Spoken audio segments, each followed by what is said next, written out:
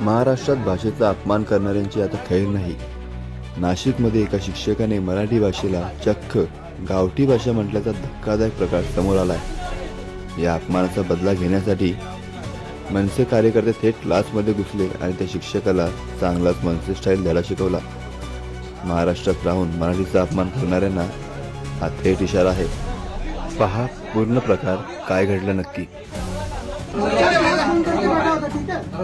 मराठीत बोल पहिले. त्याला मराठीत येत नाही. गावठी भाषा मराठी.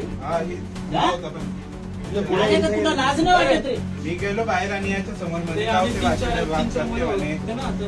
ते बोलले की मॅनर्स ते स्लो घे, आवाज वाढवला गावठी भाषा. असं पण बोलतो. हा गावठी भाषा मराठी नाही का मास्टर रे? खाली बस रे तू. गावठी भाषा आहे. लाज नाही वाटत तुला? इथं कमवायला येतो ना, महाराष्ट्रात बोर्ड भरतो ना. मराठी शिका. हेच सांगतो यार. तुमचे 8 दिवस सांगितले ते यादवला. नाही तर पहिले तुला पोडी. अरे साहेब 8 तुलाच पोडी नाही पाहिजे. कारण याच्या आधी तू नाटक तू सण दिला होता.